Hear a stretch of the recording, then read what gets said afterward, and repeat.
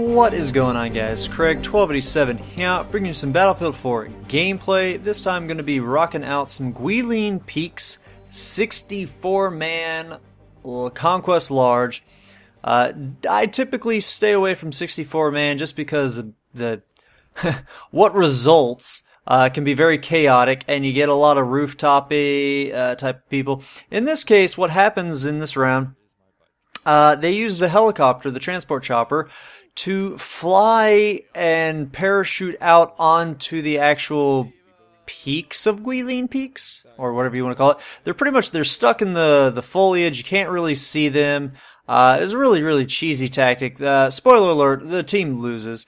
We dominate these guys. We dominated all throughout the night. It was a really lucky night for us. I finally got my win-loss ratio up by like 1% or something. I think I have like a 71% win-loss after this night. So pretty excited about that. But so it was a good night for us. But this was still just such a cheesy tactic. I don't comprehend how people can do that and find it fun. But I love this map. This is actually the first time I saw people using this tactic, but this is still one of my favorite maps for Conquest. I think mostly just because there's not very many vehicles. It's just pure, for the most part, 95% infantry fighting, and the design of it, the way that it's a circle and not necessarily a linear path, is a very enjoying map to play on. And it's very visually appeasing. It's not something that you are used to seeing visually in Battlefield 4, at least yet. So one of the things that just some of the things that I wanted to briefly talk about in this video, real brief things. Dx12 for you PC guys is going to be officially unveiled at the GDC, which is coming up on March 20th. Very excited about that. With things like Mantle that are coming out, I really hope they do a great job with DirectX 12. I can't wait to see what's coming along with that and getting a native Dx12 GPU. Can't wait. It's going to be a good thing. I'll have two links in the video description below talking about that. Nothing too, this is just the announcement of the announcement. So there's no details, nothing really interesting. But still, it's nice to know that, I totally forgot GDC was even coming up so soon. And next thing is tying into not Battlefield 4, but Titanfall. It was officially revealed and somewhat discussed and detailed, not really very detailed, but the game will be featuring the DLC. There's going to be 3 different DLC packs. They are going to be including maps. I believe 5 maps or something. I don't know if they've detailed that. But there are 3 map packs that are planned.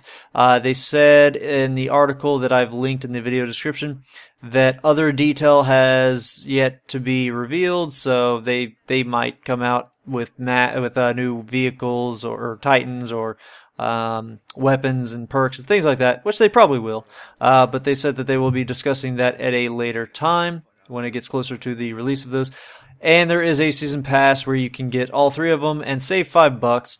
I'll probably get the season pass for the PC version. Slightly let down. I was really hoping that they wouldn't do that. I love DLC. Additional DLC is great, but I wish it was always free or something of the way to which it doesn't divide the community. Hopefully it won't with the way that they're dealing with the matchmaking system, but yeah, kind of a bummer, kind of a cool thing to see continued support, but a bummer to see it in the way that will potentially divide the community. That will be linked below. Another one is in the previous video I mentioned the Medal of Honor creators taking over for Battlefield 4 once the Naval Strike DLC releases. I mentioned that, but I didn't provide any citation for it, so I am providing a link to that, one of the articles, not the initial one that I saw, but one of the articles that talks about that, if you are interested in that. And then finally, the PlayStation 4 version for Battlefield 4, it received that update that I talked about for Jack Frags' video. If you want to see the actual release patch notes for that, it's a very lengthy list of patch notes. I'm not sure what all will transition into the PC version, but you can definitely click the link in the video description and look at that very, very lengthy video or very lengthy list, not video.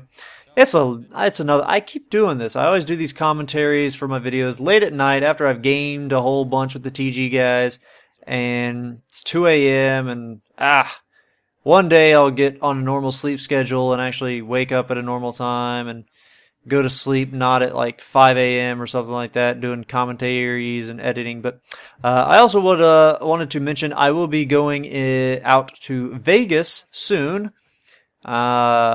And so I'm going to try to get a lot of videos pre-recorded and pre-uploaded onto YouTube, set on a schedule. I'm going to try to get a bunch of the weapon reviews all just done at the same time. Things like the M416, the CZ805, just a whole slew of things. So, yeah.